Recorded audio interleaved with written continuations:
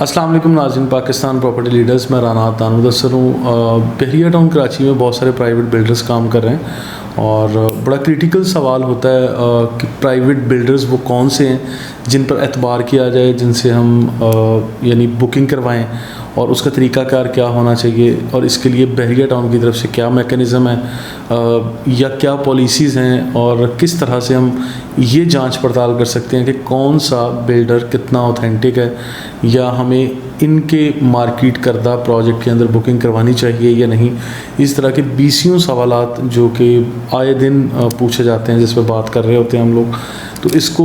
बहुत सिंपल मैं रखता हूँ, बड़ा सिंपल अंदाज में इसकी बातचीत कर लेते हैं कि देखिए बहरिया टाउन की तरफ से अगर कोई प्राइवेट बिल्डर्स का मैकेनिज़्म है तो ऑफिशियली मैं कहूँगा सेल परचेज़ के हवाले से तो ऐसा कोई भी नहीं है। ठीक है, सिंपल चीज़ें जो बहरिया टाउन ये कहता है कि अगर किसी भी प्रोजेक्ट के अंदर आप बुकिंग करवा रहे हैं तो that particular contract and booking will be between you and the private builder. यानी जब बुकिंग करवाते वक्त आप कोई भी पेमेंट कर रहे हैं या आपको कॉन्ट्रैक्ट, कोई MOU या कोई भी आप लीगल डॉक्यूमेंट साइन कर रहे हैं, that must be between you and the private builder. उसके अंदर बहरिया का कोई अमल दखल नहीं है। लेकिन आप लोगों को एहतियात क्या करनी है, आप लोगों ने ये जांच पड़ताल कैसे करनी है कि ये ऑथेंटिक लोग हैं, ये क्रेडिबल लोग हैं, इन लोगों का बैकग्राउंड क्या है। तो आप सबसे पहले तो ये देखें कि वो ज़मीन का टुकड़ा, प्लॉट जिसके ऊपर वो बुकिंग कर रहे हैं या एक बड़ी बिल्डिंग बनाने के लिए एक मॉडल बना के बैठे हुए हैं या आप लोगों को बता रहे हैं बड़ी अच्छी ग्राफिक्स, एनिमेशन और डिज़ाइन के साथ बड़ी खूबसूरत एनिमेटेड वीडियोस बना के आपको बताते हैं कि हम इस तरह का आपको अपार्टमेंट बना के देंगे, इस तरह की ये 30 स्टोरी बिल्डिंग होगी, इस तरह की ये 12 स्टोरी बिल्डिंग होगी या इस तरह की ये 6 या 8 मंजिला बिल्डिंग बनेगी, इसके अंदर ये आपका ऑफिस, ये आपका अपार्टमेंट, ये आपकी दुकान या इस तरह का आपका कोई कमर्शियल यूनिट होगा या कोई भी एमिनिटीज़ हैं वो इस तरह की दे रहे हैं। तो आपको चाहिए कि सबसे पहले ऑनरशिप डॉक्यूमेंट क्लेम करें। In simple words, you have to ask, you have to enquire ownership document of that particular property जिसके अंदर आप छोटा सा यूनिट बुक करवाने के लिए जा रहे हैं। अच्छा, नॉर्मल हालात में क्या होता है, बिल्डर्स के लिए हमारे पास एक बड़ा इंप्रेशन होता है कि अच्छा जी बिल्डर पता नहीं क्या किस बला का नाम है और उनका तो जो प्रोजेक्ट है वो तो बहुत ही बड़ा है, वो तो करोड़ों अरबों रुपए की इन्वेस्टमेंट है और अगर मैं उसमें चंद लाख रुपए का एक छोटा सा अपार्टमेंट या यूनिट बुक करवा रहा हूँ या एक दुकान ले रहा हूँ और मैं उनसे किस तरह से ऑनरशिप के बारे में बात करूँगा कि वो ज़्यादातर लोग इस तरह से कतराते रहते हैं, हेजिटेट करते हैं या आप लोग शर्माते हुए ये चीज़ें पूछने से कहते हैं कि ठीक है यार, ये जब सब लोग करवा रहे हैं तो मैं भी करवा लेता हूँ। इसके बावजूद जब बाद में इस तरह के क्वेश्चन जन्म लेते हैं आप लोगों के माइंड में, आप लोग खुद ही ये वाले क्वेश्चन बाद में कर रहे होते हैं, तो जब होमवर्क कर रहे होते हैं, जब रिसर्च कर रहे हैं, तो उसी दौरान आप लोग अगर ये सवाल कर लेंगे तो आपका कॉन्सेप्ट क्लियर होगा और एक पीस ऑफ माइंड के साथ आप प्रोसीड कर सकते हैं इस इन्वेस्टमेंट को जो आप लोग कर रहे हैं। और फिर आपको ये इत्मीनान होगा कि आपकी इन्वेस्टमेंट सेफ़ जोन में है, महफूज हाथों में है और ऐसे लोगों के पास है जो लोग फ्रॉड नहीं हैं, जो चीटर नहीं हैं, जो क्रेडिबल हैं, जिन्होंने आज से पहले भी काम किया हुआ है। जब ऑनरशिप के बारे में आप चेक करेंगे, उनकी क्रेडिबिलिटी, उनकी यानी जांच पड़ताल करेंगे, बहरिया हेड ऑफिस का एक पूरा स्टाफ है, मार्केटिंग स्टाफ है और इनके ट्रांसफ़र वाले और जनरल इन्फॉर्मेशन के लोग बैठे हुए हैं। जब आप जाते हैं बहरिया टाउन के हेड ऑफिस, उनसे पूछते हैं, हेल्पलाइन पे पूछते हैं, तो बहरिया टाउन का अमला आपसे ताउन करता है और आपको ये बताता है कि ये फ़लाँ बिल्डर कितने ऑथेंटिक हैं, इनकी ऑनरशिप है या आज से पहले भी इनके कोई प्रोजेक्ट हैं या नहीं है। तो इन सारी चीज़ों पे आप बात कर सकते हैं, आप पूछ सकते हैं। और इससे बढ़ के ये कि जो लोग किसी भी प्रोजेक्ट को मार्केट कर रहे हैं उनसे फ़र्स्ट हैंड इन्फॉर्मेशन भी हासिल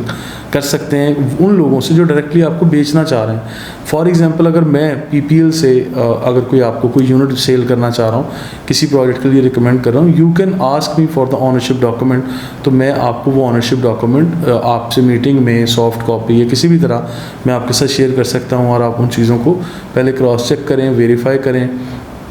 फिर आप प्रोसीड करें। और फिर कंपनी अकाउंट्स में आप लोगों को किसी भी किस्म की ट्रांजैक्शन करनी चाहिए, वो बेशक टोकन अमाउंट हो, बेशक आपकी डाउन पेमेंट है या हैवी अमाउंट्स आप पे कर रहे हैं, तो that must be in official और कंपनी अकाउंट्स में, यानी ऑफिशियल अकाउंट्स होने चाहिए और उसके अंदर आप ये करें, रसीदें प्रॉपर हासिल करें, कॉन्ट्रैक्ट हासिल करें और जो डॉक्यूमेंट फ़ाइल बनती है आपकी वो फ़ाइल भी एक रीज़नेबल अंदाज में प्रेजेंटेशन के साथ होनी चाहिए। ऐसा नहीं है कि आप सिंपल वाइट पेपर पे लिख के दे रहे हैं कि हाँ जी ये यूनिट है, इसका ये स्क्वायर फीट साइज़ है, ये फ्लोर है और ये इसकी प्राइस हम अप्लाई कर रहे हैं और ये आपको दे रहे हैं। टर्म्स एंड कंडीशन वाला सबसे ज़्यादा सेंसिटिव पोर्शन होता है, आप उसको लाजमी स्टडी कर लिया करें। देखिए जो टर्म्स एंड कंडीशन है उसमें वाज़ह तौर पर 2-4 ख़तरनाक बातें लिखी होती हैं कि हम लोग आपकी इस प्रॉपर्टी की जो कैंसिलेशन है, अगर आप कंसेक्टिव 3 इंस्टॉलमेंट पे नहीं करते तो हम उसको वार्निंग लेटर दे के आप जुर्माना भी आयद करेंगे और उसको कैंसिलेशन में भी डाल देंगे। और इस तरह की चीज़ों से बहुत सारे लोग घबरा रहे होते हैं, लेकिन ये चीज़ें बाय लॉज में लिखनी ज़रूरी होती हैं, क्योंकि अगर आप लोग पे नहीं करेंगे तो ऑब्वियसली आपका बिल्डर आपको कैंसिलेशन की तरफ भी लेके जाएगा। या इसी तरह के 2-4 पॉइंट होंगे जो आप लोग लाजमी स्टडी कर लिया करें। और फिर ये देखें कि ये बिल्डर जो आज बैरियर टाउन कराची में यहाँ पे आपको प्रोजेक्ट करके दे रहे हैं या जिसकी मार्केटिंग कर रहे हैं, इससे पहले कितने वो प्रोजेक्ट कर चुके हैं। देखिए बैरियर टाउन कराची कोई 20 साल पुरानी जगह नहीं है, एक नया आबाद होता हुआ शहर है, एक नई आबाद होती हुई स्टेट बनने जा रही है। यहाँ पे जो काम करने वाले लोग हैं वो मुख्तलिफ बैकग्राउंड से आए हैं, वो मुख्तलिफ एरिया से आए हैं और मुख्तलिफ जो फील्ड्स हैं उसको छोड़ के रियल स्टेट ज्वाइन करके यहाँ पे जब चाम नज़र आया तो आज अपनी इन्वेस्टमेंट को यहाँ पार्क करके यहाँ बिल्डिंग्स बना रहे हैं। फॉर एग्जांपल कोई फार्मासिस्ट थे, यानी मेडिसिन कंपनीज़ का कोई बैकग्राउंड था, वो लोग भी रियल स्टेट में आके प्लॉट परचेज़ करके उसके ऊपर जो एक बिल्डिंग बनाने का प्लान कर रहे हैं। ऐसा नहीं है कि उनका अगर कोई एक्सपीरियंस नहीं है तो वो बना नहीं सकते। कोई टेक्सटाइल इंडस्ट्री से किसी का ताल्लुक़ था, वो भी जब उन्होंने बैरियर टाउन को ग्रो होते हुए देखा, आज यहाँ आके एक बड़ा प्लॉट लेके यहाँ पे बड़ी एक बिल्डिंग बनाना चाह रहे हैं। इसी तरह इंपोर्ट एक्सपोर्ट करने वाले लोग थे और 20 लोग जिनको मैं जानता हूँ बैरियर टाउन में काम करते हैं, उन लोगों का बैकग्राउंड रियल स्टेट नहीं था, जिस तरह मेरा भी नहीं था। मैं पिछले 5, 6, 7, 8 साल से ये काम कर रहा हूँ, इससे पहले मेरा ये बैकग्राउंड रियल स्टेट नहीं था। एजुकेशन एज एन एडवोकेट या डिफरेंट एज एन जर्नलिस्ट भी थोड़ा बहुत काम किया, तो इन चीज़ों में कंटेंट राइटिंग में, टीचिंग में ये चीज़ें मैं सारी कर रहा था। लेकिन ऐसा नहीं है कि जो लोग रियल स्टेट बैकग्राउंड से नहीं है वो कर नहीं पाएंगे, क्योंकि आजकल हर चीज़ आपके फिंगर टिप्स पे है, सारी कैलकुलेशंस आपकी फिंगर टिप्स पे हैं। आप लोग आर्किटेक्ट हायर करते हैं, आप लोग कॉन्ट्रैक्टर्स हायर करते हैं। अगर आपके पास इन्वेस्टमेंट का वॉल्यूम अच्छा है तो आप लोग एक टीम वर्क के साथ बहुत अच्छा काम कर सकते हैं। लेकिन इसके बावजूद आप ये क्वेश्चन करें, इंक्वायर करें, ये आप अपना सवाल सामने रखें कि इससे पहले आपने क्या किया हुआ है। तो अगर उसका आपको सेटिस्फैक्ट्री आंसर्स मिलते हैं, रेफरेंस आपको प्रॉपर मिलते हैं, तो फिर आप प्रोसीड करें। आपको लोगों से मुलाकात करके भी जज करने में आसानी मिलती है कि किस तरह से कौन लोग कितने अरसे से क्या काम कर रहे हैं और किस तरह से हैं। तो ये चीज़ें सारी आपको इंशाल्लाह हेल्प करेंगी। मज़ीद मैं ये बताऊँ कि बहुत सारे ऐसे लोग हैं अब बैरिया में, क्योंकि बैरिया को जितना भी 6-8 साल का अरसा हो गया है, तो बहुत सारे ऐसे लोग हैं जिन लोगों ने यहाँ मल्टीपल बिल्डिंग्स बनाई हैं। अब जिन प्रोजेक्ट की PPL मार्केटिंग कर रहे हैं, इसमें बहुत सारे लोग हैं जो पहले कंस्ट्रक्शन का काम नहीं करते थे या रियल स्टेट में नहीं थे, बिल्डर या डेवलपर के तौर पे काम नहीं कर रहे थे। लेकिन बहुत सारे ऐसे भी हैं जिनकी मल्टीपल बिल्डिंग्स बैरियर टाउन में डिलीवर हो चुकी हैं। आज से पहले DHA में, पाकिस्तान के दूसरे छोटे बड़े शहरों में मल्टीपल प्रोजेक्ट्स हैं जो कर चुके हैं। तो इस तरह आप चीज़ों को इंक्वायर करें और फिर प्रोसीड करें। और बाकी जो भी आप छोटे मोटे कॉन्ट्रैक्टर्स जब कर रहे होते हैं, कॉन्ट्रैक्टर्स के साथ आप कोई एग्रीमेंट साइन कर रहे हैं, कॉन्ट्रैक्ट साइन कर रहे हैं, तो इन चीज़ों को ज़रा तफसील से पूछा करें, क्योंकि पहले आप लोग थोड़ा तगोदो करेंगे, मेहनत कर लेंगे, वो आपके लिए ज़्यादा बेहतर है, बजाय इसके कि बाद में आप लोग थाना, कचहरी, कोर्ट्स और इस तरह के मामलात में चले जाएं जिसका हासिल कुछ नहीं है, बस आपका टाइम वेस्ट होगा। और डिफरेंट लोगों को आप लोग रिक्वेस्ट करेंगे कि डीलर्स कमेटियाँ हैं या कोई भी मामला, तो उसमें आपका भी टाइम वेस्ट होगा और आगे आपके साथ 20 और लोगों का भी टाइम वेस्ट होगा। तो बेहतर यही है कि आप लोग रीज़नेबल लोगों के साथ प्रोसीड करें। और इस तरह से बहुत सारे लोग एक आम इम्प्रेशन में, अगर उनके साथ लाइफ में कभी फ्रॉड हुआ है, क्योंकि रियल स्टेट में डायरेक्ट पैसे का लेन देन होता है और सॉरी टू से ये एक ऐसी फील्ड है जिसमें बहुत सारे लोगों पे ट्रस्ट नहीं किया जा सकता। बहुत सारे ऐसे लोग आपको मिलते हैं जो आपको डबल शॉप बनने की कहानियाँ या डबल शॉप बन के आपको आपकी इन्वेस्टमेंट को डेवलप कर रहे होते हैं with in few days, with in few months. तो मैं इन चीज़ों के ज़रा ख़िलाफ़ हूँ। मैं हमेशा कहता हूँ कि slow and study win the race वाली बात ज़्यादा अच्छी है, स्टेप बाय स्टेप आप ग्रो करें ज़्यादा अच्छा है।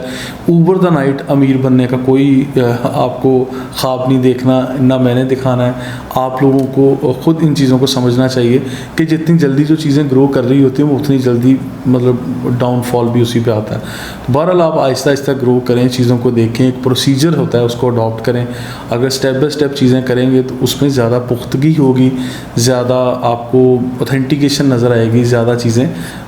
यानी क्रेडिबल वे में आप लोग कर सकते हैं। तो लिहाजा ये किसी भी बिल्डर को जज करने के लिए या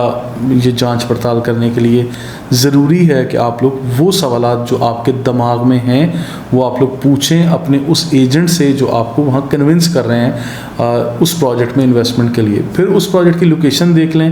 आया कि वो वर्थवाइल है, वो कॉस्ट इफ़ेक्टिव है, जिस जगह पे आपकी इन्वेस्टमेंट कोई भी आपका रियल्टर करवा रहा है, आप ये चीज़ें देखें कि वहाँ ये प्राइस बनती है, उसके सराउंडिंग में जो डिफरेंट एरियाज़ हैं, ये डिफरेंट प्रोजेक्ट्स हैं, उसका प्राइस कंपैरिजन देख लें। यही 2 4 5 स्टेप्स बनते हैं। डॉक्यूमेंट्स को प्रॉपर चेक करें, पेमेंट्स जो हैं वो प्रॉपर अंदाज में करें, कंपनी अकाउंट्स में करें, और फिर लोगों के पर्सनल अकाउंट्स में आप उनके कहने पे अमाउंट्स ना भेजा करें। अगर पर्सनल अकाउंट में करनी भी हो तो उन लोगों की पहले जांच पड़ताल कर लेनी चाहिए, क्योंकि डिफरेंट कंपनीज़ में डिफरेंट लोग आते जाते रहते हैं, काम करते रहते हैं। इसलिए मैं कंपनी अकाउंट्स को हमेशा प्रेफर करता हूँ कि कंपनी अकाउंट्स में आप लोगों को ट्रांजैक्शन करना आपके लिए भी सेफ़ है और हमारे लिए भी सेफ़ है, और जो लोग बिल्डर्स हैं उनके लिए तो ऑब्वियसली वो सेफ़ होगा। और फिर आपकी ट्रांजैक्शन का रिकॉर्ड रहेगा, और फिर इसके दौरान जब टर्म्स एंड कंडीशन की मैं बात कर रहा हूँ या कोई भी जो डील आप करें उसमें extra charges, hidden charges, possession के, यूटिलिटीज़ के, एक्स्ट्रा लैंड के, कोई भी हिडन कॉस्ट या चार्जेस हों उसके बारे में भी लाजमी सवालात करें। मेरा ख्याल है कि इसी तरह के सवालात होंगे। मैंने मैक्सिमम पॉइंट्स को कवर कर लिया है इस वीडियो में। अगर कोई पॉइंट या कोई ऐसी चीज़ रह गई हो आप नीचे कमेंट बॉक्स में लिख सकते हैं, मुझे पॉइंट आउट कर सकते हैं, रियलाइज़ करवाएं कि ये चीज़ आपने स्किप की है, और फर्दर वीडियोस में इंशाल्लाह हम उसी पॉइंट को अपना गुफ्तगू का मौजू बनाएंगे और बात करेंगे। आपका फ़ीडबैक मेरे लिए काफ़ी इम्पोर्टेंट होता है। तो कोई भी आप लोगों के इस तरह के जो आप लोग रियलाइज़ करें कि ये चीज़ें मैं मिस कर रहा हूँ तो मुझे भी आप लोग ज़रा गाइड कर दिया करें, क्योंकि आप लोगों के फ़ीडबैक से हमें ज़्यादा एनर्जी मिलती है कि नेक्स्ट एपिसोड हम और ज़्यादा अच्छे अंदाज में इंशाल्लाह रिकॉर्ड करेंगे। Thank you so much.